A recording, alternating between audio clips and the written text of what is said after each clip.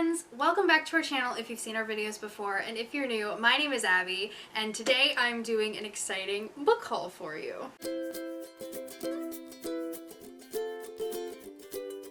This video was kind of requested by my friend Heather over at The Disney Housewife. She did a book haul a couple of months ago now? Month ago? I don't know. Time is relative in 2020. But she did a book haul not long ago and I commented on it because I love watching book hauls, and she said I should do one.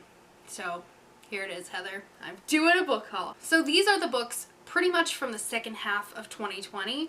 I think the earliest one that I have in here was from June, and it's only about 14 books. I don't buy books that often. If I do, they're rarely full price, or I have a coupon, or they're on sale or something. Past years, most of my book collection is built off of like library book sales or used bookstores. A lot more of these are newer books because I haven't been able to go to used bookstores or the library sale or any of those things this year because of everything that's going on. And I will say I bought more full price books this year than normal because I bought a lot of independently published books, and I'm excited to share all of them with you. So let's jump in and get started. Okay, so I think I'm going to start with the two books that I actually won in giveaways. I was really excited to get these because I had my eye on them, but I just hadn't pulled the trigger yet to buy them, and so then I won them and it was very exciting. So the first one is Dust by Kara Swanson. This is a Peter Pan retelling. I think it's like contemporary, I want to say, or futuristic. I can't remember. I haven't read this one yet, like I said, but it sounds incredible. I've heard a lot of great things about this author as well, and also this cover. Can we talk about this cover? Like, right? Also, it's really pretty blue underneath, and I'm really excited to read this one. I just haven't had the chance to yet, but yeah, that's that one. I will tell you that I don't often buy books that I haven't read or haven't heard a lot of great things about. So most of the ones in this haul, actually, I've already read. It's probably like 3/4 of the ones I've already read or I'm currently reading. But these first two I don't really know that much about, because the second one is Brand of Light by Ronnie Kendig. This is another one. This cover! I can't handle how beautiful it is. This one is a sci-fi, like a straight up sci-fi. It's black underneath. It's really cool. And I really don't know much about it, but I don't really want to either. I feel like this is going to be a good one to just go into it and not really know anything. I've only heard incredible things about this one. Everyone I know, like all of my friends, are obsessed with it. And I do know that the sequel to this one just came out, so I might pick this one up sooner rather than later now that this book 2 is out, because I've heard the cliffhanger on this one is legit. Alright, next up I'm gonna go into some of the indie published books that I've purchased. Now, a lot of these are by my writer friends, and I've read most of them. I mean, I have 5. I've read 3 of them, and I'm halfway through one more. So, most of these are by my writer friends. I'm so ridiculously proud of these girls because these books are so good. They're so fantastic, and I've just loved all of them. The first one is Ruktigu by Jenny Sauer. This, y'all, okay, this is a sci-fi Cinderella retelling, and it's just everything. So this follows the story of Elle. She is a soldier. She has abandoned her post, and she gets aboard the spaceship with this kind of ragtag crew. They don't really know why she's there, and she doesn't really know where she's going. This is the first time that she's ever like acted out against the powers that be, but she finds that there's more to life than just following orders. There's more to life than just being one of the pawns in the game, and it's just wonderful. Okay, this is like found family trope in spades. There's a ball, there are spaceships, there's friendship, so much friendship. There's like a hint at a romance. There's not actually like straight up romance, but like there's a hint at it, and it's just excellent. There's so many great mental health messages in here. It's so good. Everyone needs to read this book. Also, again, this cover though. There's so much cover love in this haul, you guys. Like, I'm obsessed with every cover in these stacks, and I'm not exaggerating when I say that. Speaking of gorgeous covers, Never Say Goodbye by Sarah Grace Guersey. This is the next one.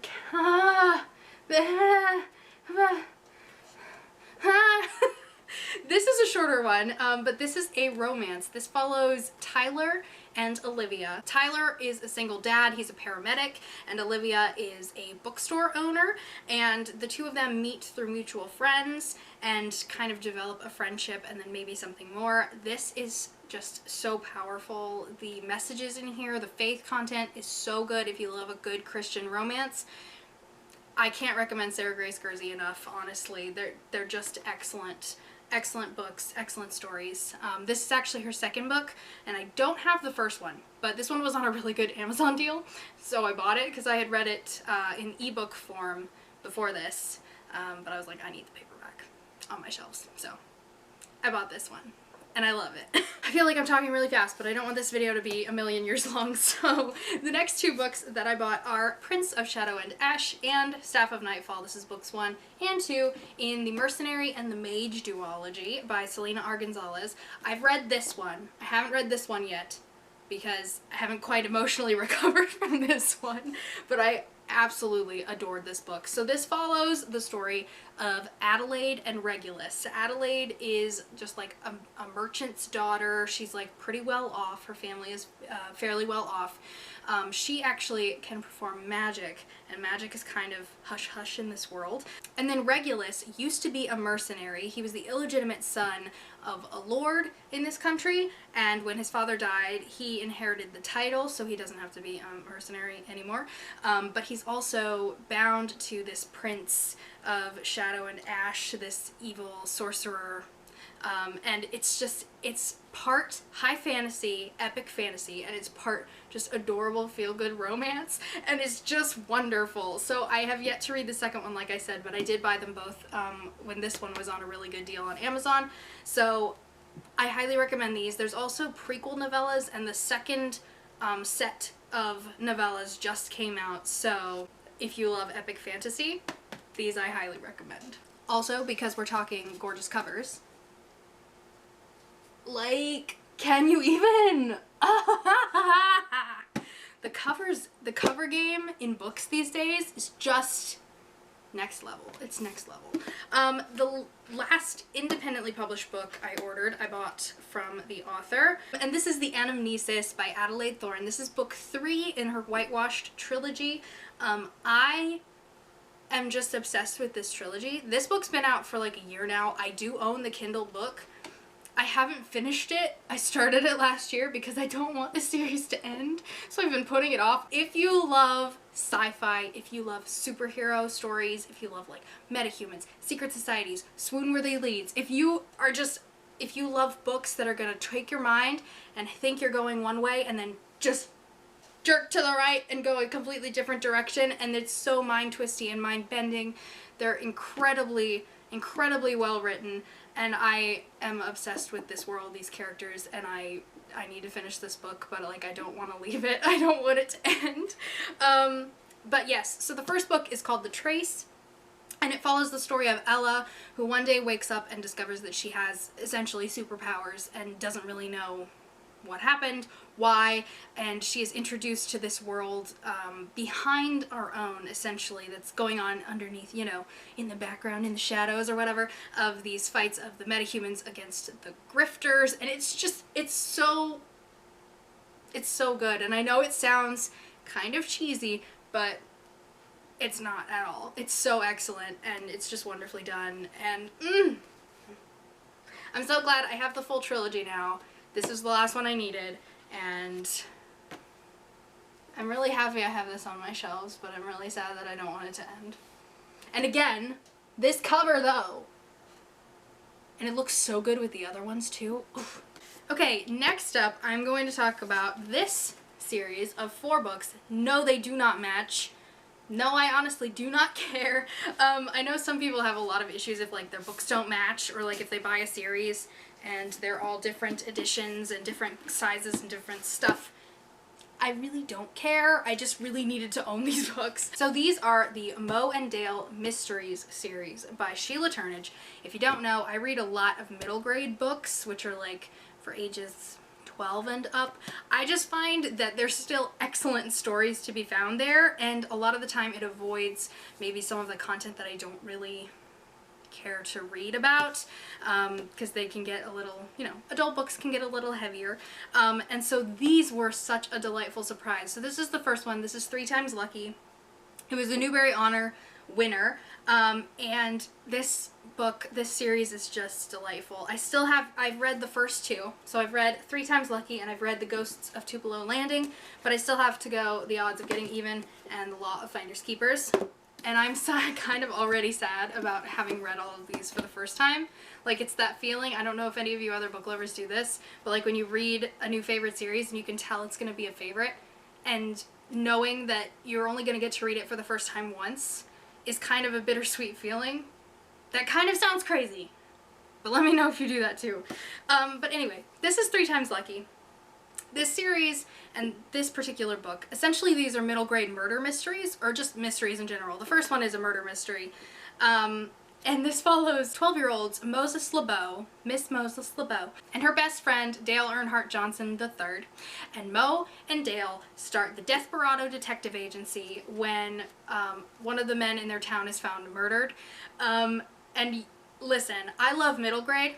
I love murder mysteries. Like, I watch Murder, She Wrote and Psych and Monk probably more times than I should. I've seen Psych and Murder, She Wrote at least twice through. Maybe 3 times. I'm honestly not sure at this point. Like, they're my go-to, like, feel-good shows, which seems really weird to say because they're murder mysteries. But if you love any of those shows, you need to check these out. They're not heavy. They're not dark. There's just humor and heart. There is one scene of a bit of child abuse with Dale's dad right at the end, but it's not too bad and there's not much of it. It's pretty short, so just to be aware of that. But and I think some of the later books deal with the repercussions of that scene. But oh my goodness, this was delightful. I listened to the audiobook for this one the first time, and then they changed narrators for this one, so I didn't like the second narrator. I only liked this one.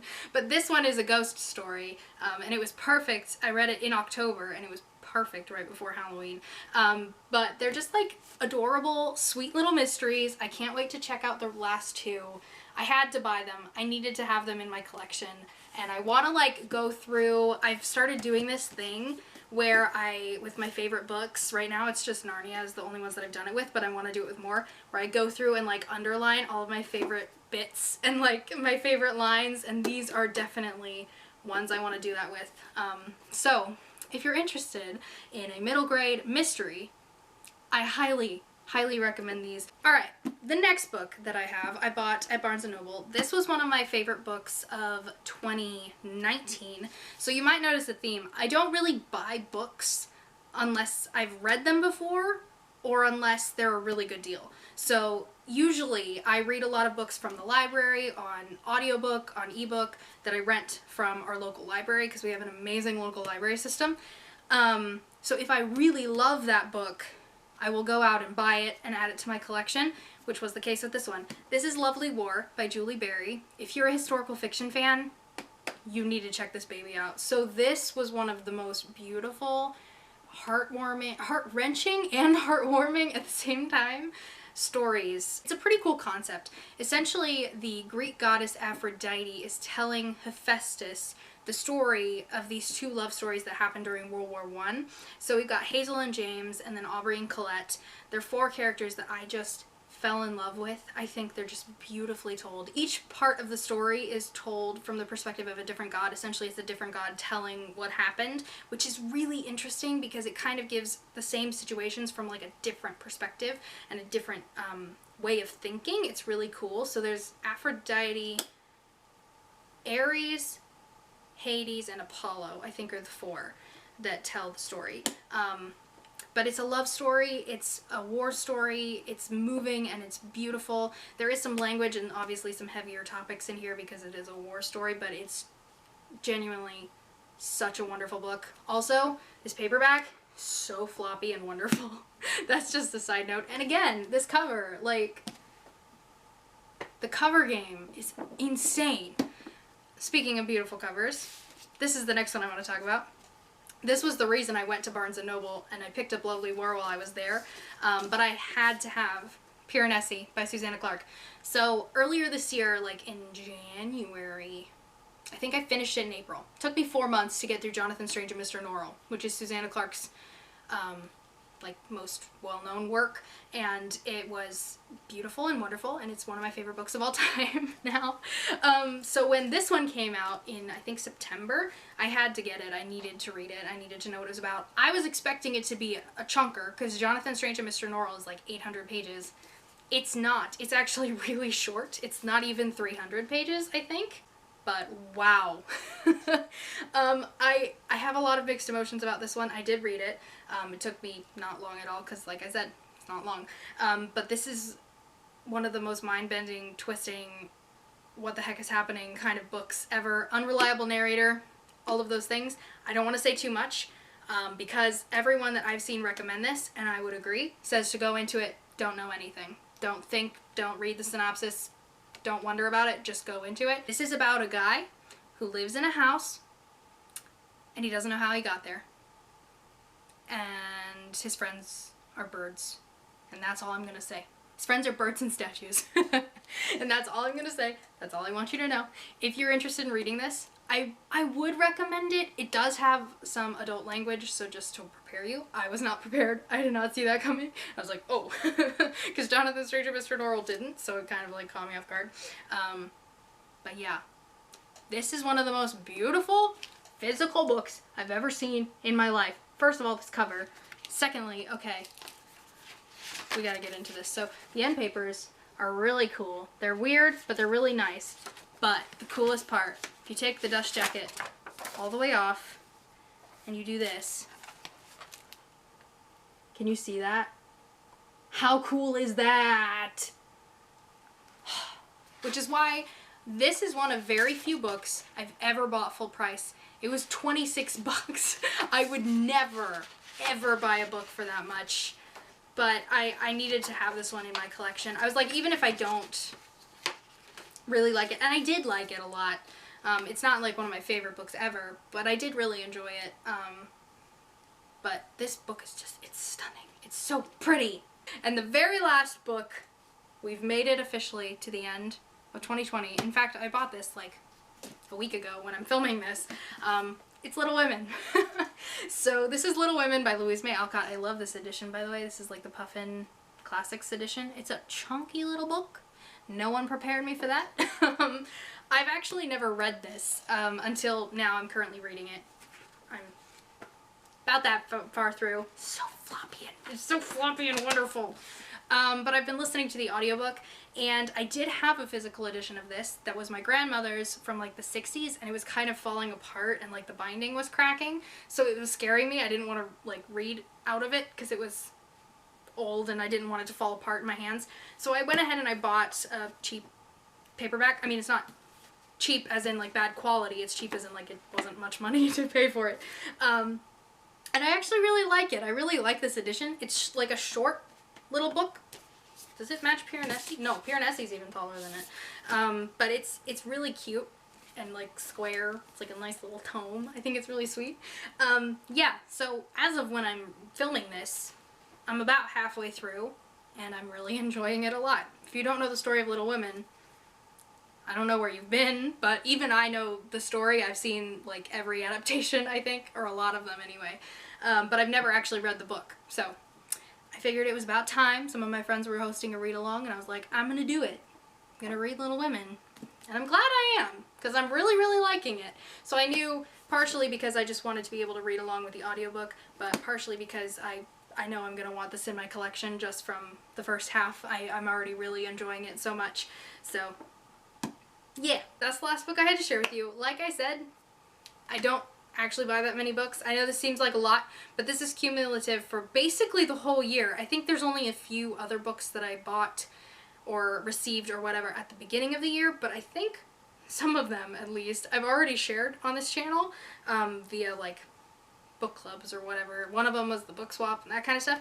So I didn't really feel the need to include them here, but yeah, I hope you enjoyed this. Let me know if there's any books that you have purchased recently or that you're reading right now and loving. Like, just chat all of the bookish things in the comments with me. I love talking about books, and I want to do more bookish videos, especially in the new year. Hopefully after the chaos of Vlogmas calms down a little bit, I can incorporate some more bookish things into our channel, much like Hope's planner stuff. I will quickly shout out, we do have the Tales Old as Time book club that I run here on our channel, where we read Disney inspired books or books that inspired Disney movies. November and December, we are reading Mary Poppins by P.L. Travers, so if you're interested in checking that out, feel free to join us. It's been a lot of fun. We're at almost 2 years. We'll be at 2 years in March. April, something like that.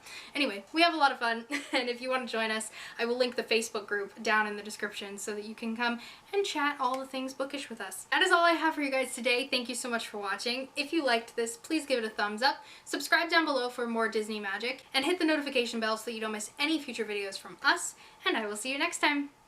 Bye!